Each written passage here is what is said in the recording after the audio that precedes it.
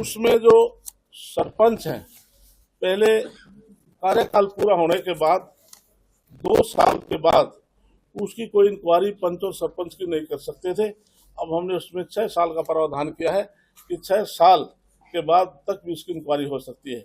दूसरी एक अमेंडमेंट हमने पंचायती विभाग की तरफ से हम लेकर आए थे कि 20 वर्ष पूर्व किसी गांव के अंदर ग्राम पंचायत की जमीन में, तालाब में ना हो, फील्ड में ना हो, कृषि भूमि में ना हो, गलती से किसी ने कोई मकान बनाया है तो उसको हम मालकाना हक हम देने जा रहे हैं।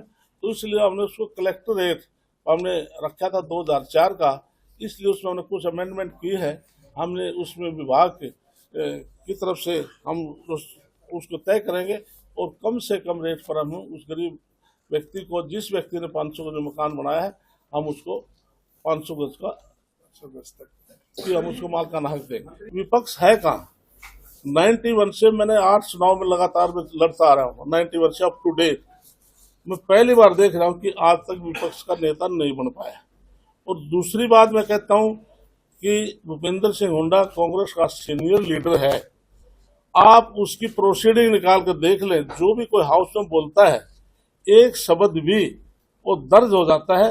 आजकल अपने विधानसभा क्षेत्र के लिए या रोहतक के लिए कोई एक शब्द भी भूपेंद्र सिंह हुड्डा ने आज तक कोई शब्द बोला हो, केवल विपक्ष की बुराई के लाए उसके पास कोई दूसरा शब्द नहीं है। तो शेरो शायरी तक रह गए विपक्ष, और तक उनके वो अभी सदमे में है, क्योंकि जिस प्रकार से केंद्र में तीसरी बार नरेंद्र मोदी के नेतृत्व में सरकार आई, फिर हरियाणा में नायब सैनी के नेतृत्व में तीसरी बार सरकार आई, उसका असर महाराष्ट्र पर पड़ा, उत्तर प्रदेश के बाई इलेक्शन पड़ा, हमारे राजस्थान के बाई इलेक्शन पड़ा, और जो 11 साल से लगातार एक कैंसर की बीमारी जो दिल्ली के अंदर थी, उसका असर दिल्ली पर पड़ा नायब सैनी ने।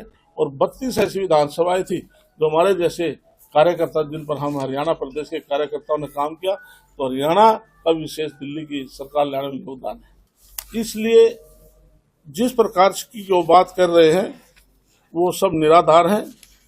हम आर्थिक तौर से हम कमजोर नहीं हैं। जो हमने वायदे पूरे किए हैं हम उनको सबको हम पूरा करेंगे। ये हमारी पूरी प्राथमिकता, जिस प्रकार से आपने कही कि कोई भी सरकार है लोन लेती भी है और उसको देती भी है। हमने अभी विधानसभा में एक कानून लेकर आए हैं कि चाहे यमुना के अंदर, कैनाल के अंदर कोई भी केमिकल फैक्ट्री का जो पानी यदि कोई इस प्रकार से ड्रेन आउट करेगा तो उसको लिए हमने बहुत बड़ा फाइन रखा है, सजा का प्रावधान भी रखा है। इसलिए हम चाहते हैं कि यमुना है चाहे कैनाल है, उसमें जो इंडस्ट्रीज का जो केमिकल के जो पानी है वो नीचे ना जाए और उनको एसटीपी लगाए, जिससे कि पानी को शुद्ध कर करके किसानों को दें, या ड्रेन में जाए तो किसान वहां से पानी यूटिलाइज कर सकता है।